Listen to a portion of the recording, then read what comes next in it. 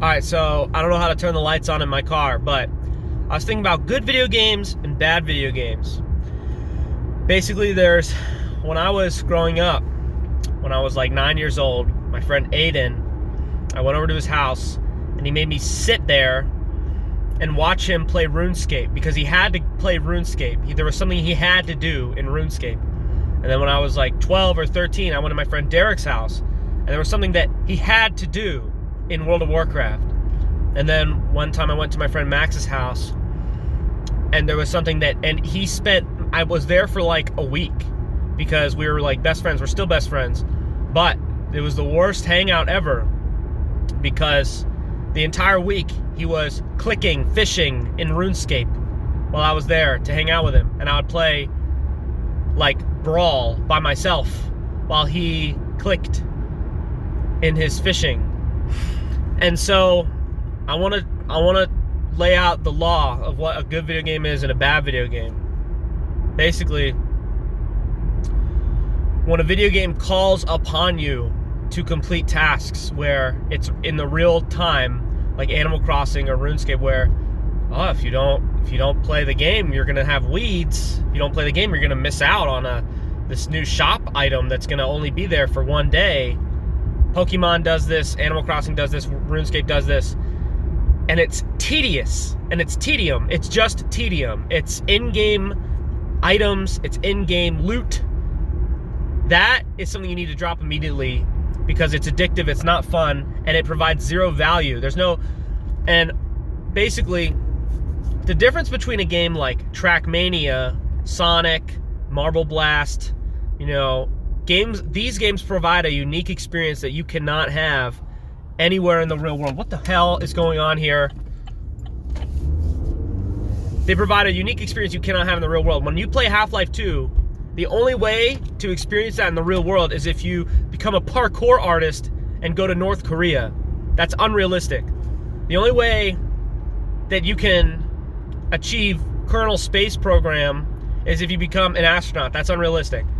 So there are video games that create experiences that you would either have to go to school forever and commit your whole life to, and it's unrealistic, or you could just play the video game. That's awesome. But then you have games like Animal Crossing that imitate an experience that you should just be doing all the time, that's tedious, that is good to do, like cleaning your fucking house.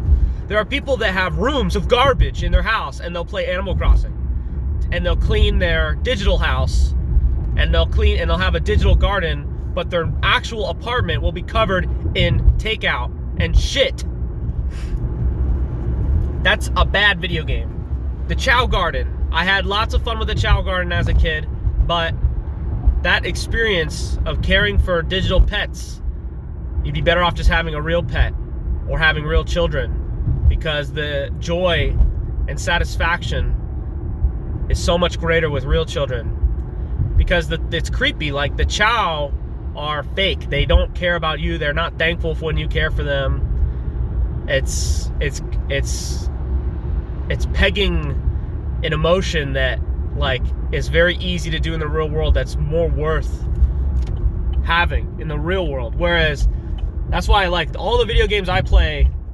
They should never. A video game should never ask for your time when you're not wanting to give it your time. Like, there are games like Fortnite and like battle royale shooters where if you don't participate during a certain time frame, you miss out, and the game basically guilts you and pressures you to play it.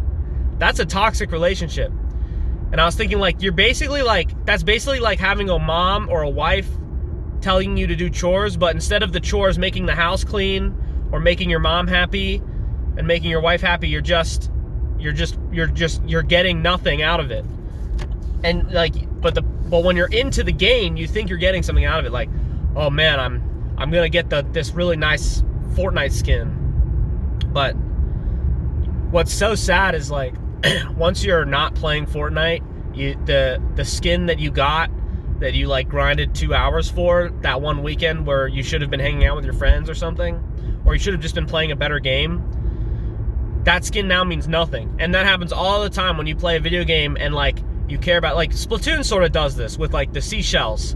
Now, that's once, now it's predatory because you can only get those super sea snails during the Splatfests, and the Splatfests end after like 2 years. So if you want to get super sea snails, you gotta join the Splatfest. So it's like it has that same predatory system, and you know why? Because Splatoon was made by the Animal Crossing people. So yeah, when you play a video game, think, is this emulating an experience that I just should be doing in real life, or is easy to do in real life? So for example, like pressure washer simulator.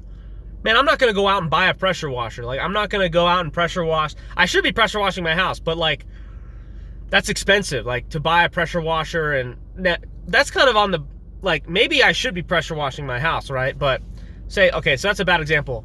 But let's say truck simulator where you drive a big rig. I'm not gonna go out and get, like, I have a nice job. I like my job. I'm not gonna go to get a CDL, but if I'm curious, that's an experience I'm never gonna have in my life because I don't want a CDL.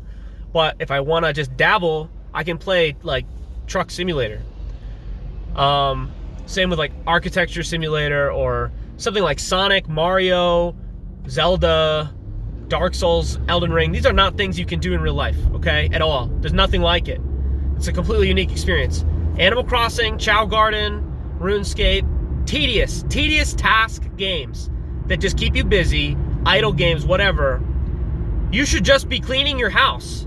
You should just be making a garden. You should just be raising children. Like, these are normal things that make you feel really good when you do them in real life, that when you do it in a video game. Also, there's something so poignant about the nasty feeling you get after playing one of these games.